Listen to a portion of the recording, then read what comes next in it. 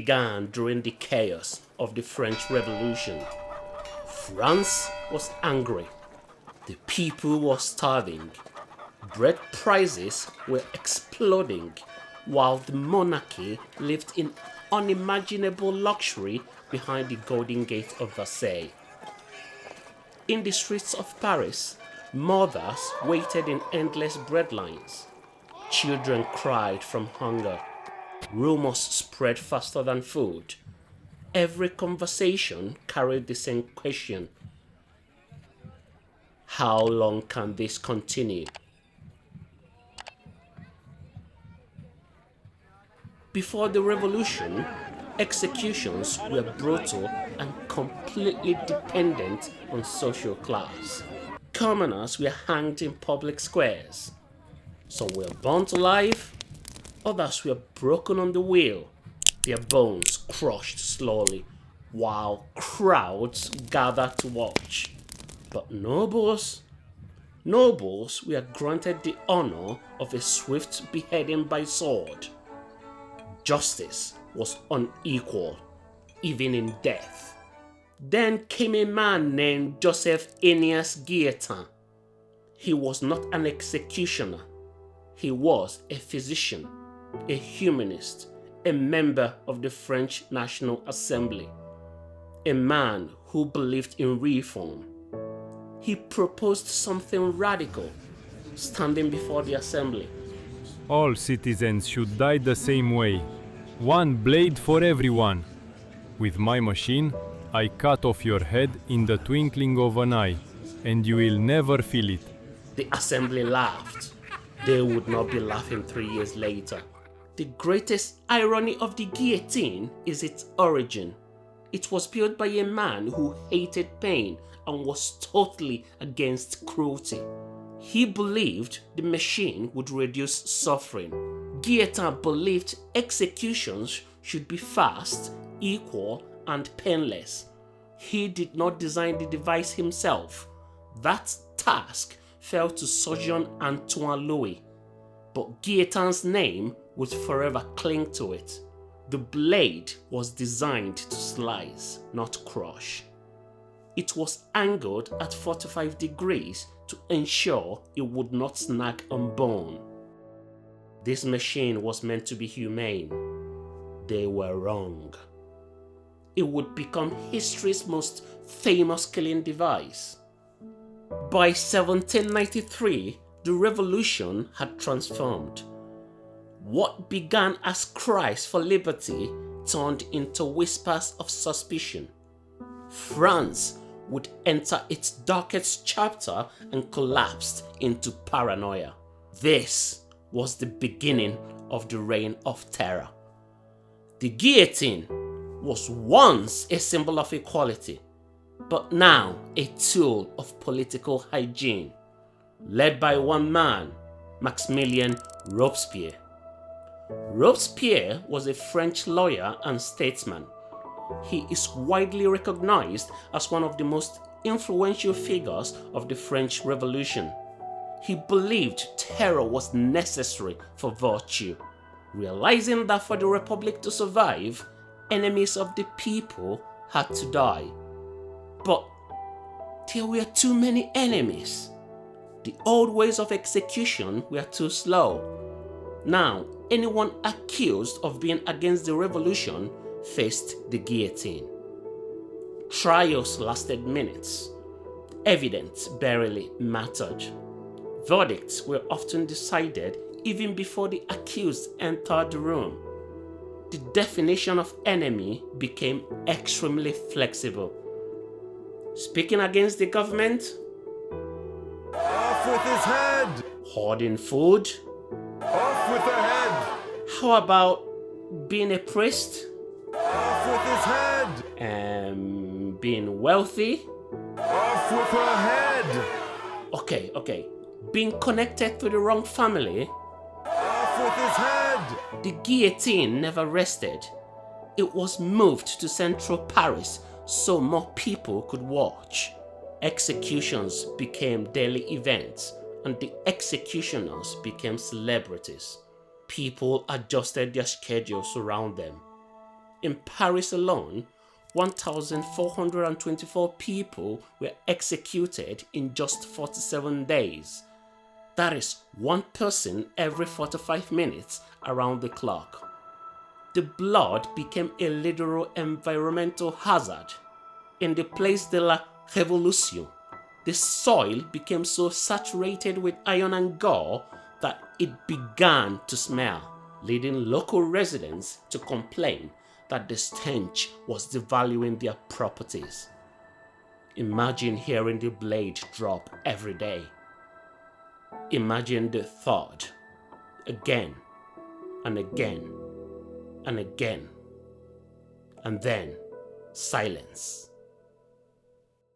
January 21st, 1793, Louis XVI, once King of France, ruler of millions before the monarchy were abolished, now reduced to a prisoner.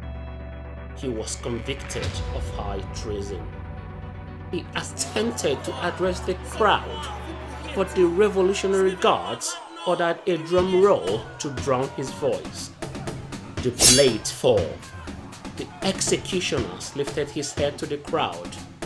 Cheers explode and people screamed in celebration.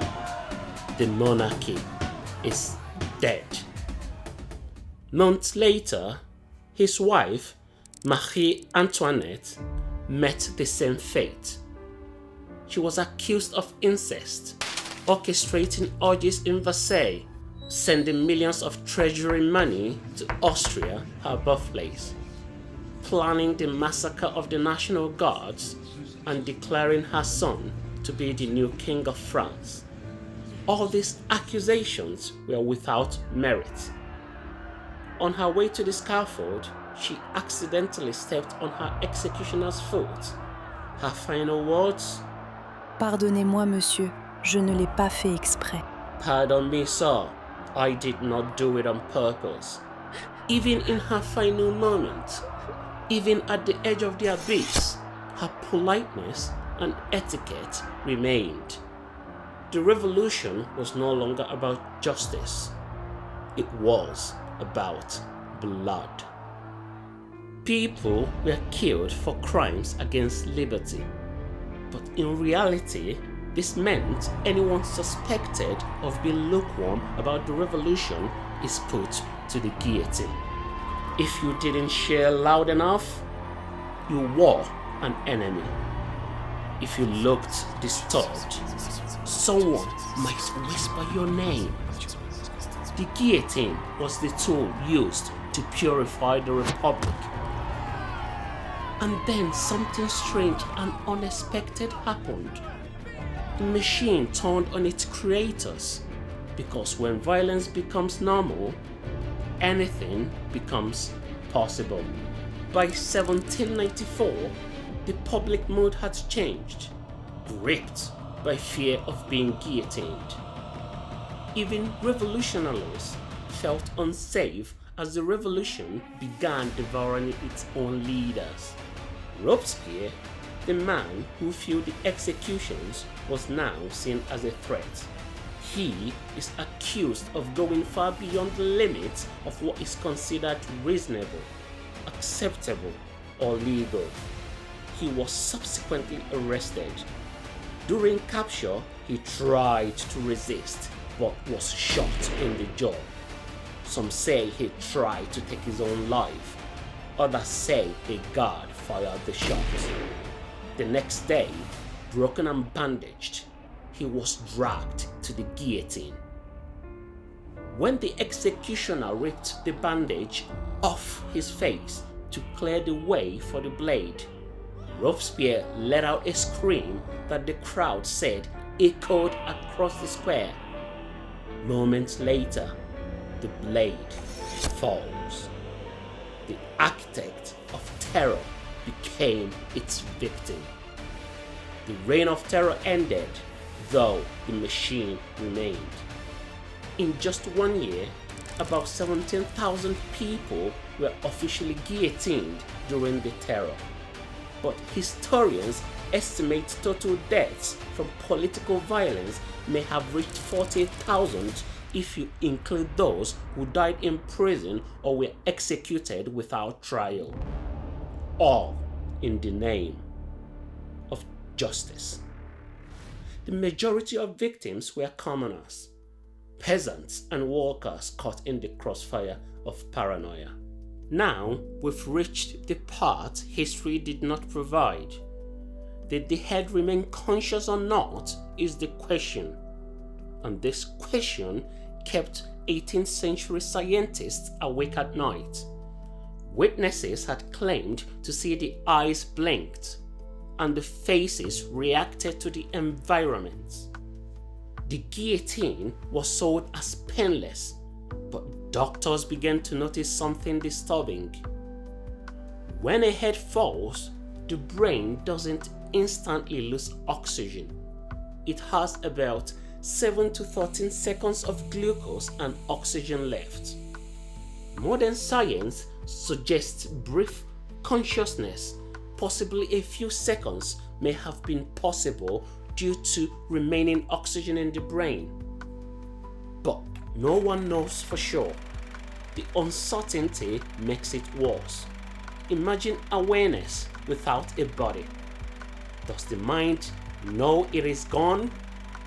In 1905, a French doctor named Dr. Gabriel Beaurieux wrote a report about something disturbing he witnessed after an execution. The man who had been executed was named Henri Languille. He was executed by guillotine at 5:30 in the morning on June 28, 1905. Before the execution, the doctor noticed something unusual about Languille. He said the man was extremely calm. Even after being told he was about to die, Languille did not panic. He stayed composed and walked to the execution platform steadily and brave. The doctor believed this was important for his experiment. He thought the reactions after execution might be different depending on the person. Someone calm and fully conscious might show different sign than someone who was terrified, fainting, or already mentally broken before the blade fell. Then the execution happened. When the guillotine blade dropped, Languille's head landed on the ground facing the doctor. The doctor said he did not pick the head up like some newspaper letter claimed. It simply fell in a position where he could observe it clearly. What he saw next would shock you. For about 5 to 6 seconds, Languille's eyelid and lips moved slightly, twitching in small, irregular movements. The doctor said this was something other witnesses had also reported in other executions. Small muscle movements often happen right after decapitation and stopped after a few seconds. Languille's face became relaxed, his eyelid partially closed. At this point, the head looked similar to someone who had just died. That is when the doctor decided to test something. He suddenly called out, "Languille!" And something unexpected happened. Languille's eyelid slowly lifted. The doctor made it clear that this movement was not a random twitch. It looked natural, like someone waking up or responding when their name is called. Then something even stranger happened. Languille's eyes focused directly on the doctor. The pupils adjusted and locked onto him.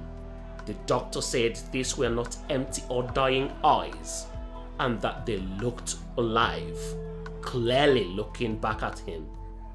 After a few seconds, the eyelids slowly closed again. The head returned to the same still position.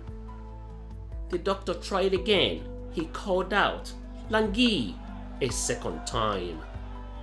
Again, the eyelids slowly opened, and again the eyes fixed directly on him.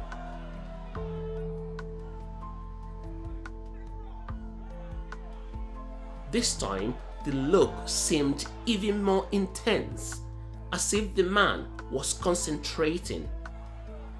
After a few seconds, the eyelids closed once more.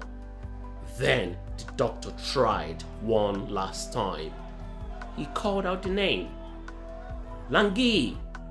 This time, nothing happened. The eyes did not move. They became dull and lifeless, the way eyes look after death. He called in a strong, sharp voice, Languille. He saw the eyelids slowly lift up, with an even, quite distinct movement. The eyes were undeniably living, looking at me. It remains one of the most famous and unsettling observations ever recorded about the guillotine, because it raised a chilling possibility. For a brief moment after the blade fell, the mind might still have been aware. For 10 seconds, Languille was a severed head, conscious of the dot, the crowd, and the man calling his name. The merciful invention of Joseph-Ignace Guillotin may have actually created the most concentrated 10 seconds of agony imaginable. Here's the twist most people don't know.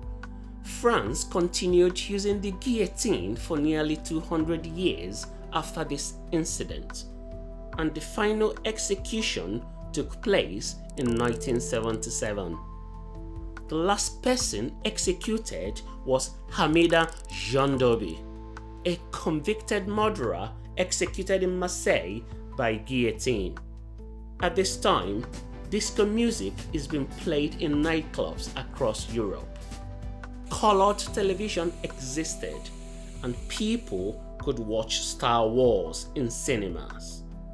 The guillotine was abolished in 1981 by President François Mitterrand, abolishing the death penalty with it. The guillotine began as a symbol of equality, offering same death for the wealthy and the poor. But instead, it became political extremism, mob justice, fear as control, and dehumanization. It showed how quickly justice can turn into vengeance, how easily a population can normalize violence, and how a machine built for mercy became an icon of terror. The guillotine was not medieval brutality, but rather a way to regularize equality. The real horror is in the blade. It's how quickly society accepted it, how fast humans normalize violence. The guillotine teaches us one thing: the line between justice and cruelty is thinner than we think. And once crossed, it is very hard to return. The guillotine stands today in museums, silent, motionless, but its story forces us to ask uncomfortable questions. When does justice become cruelty? When does revolution become revenge?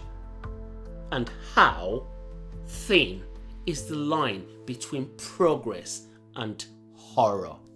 If you found our stories fascinating, please like, subscribe, and support us. All the links are in the description below. Thank you very much for your support.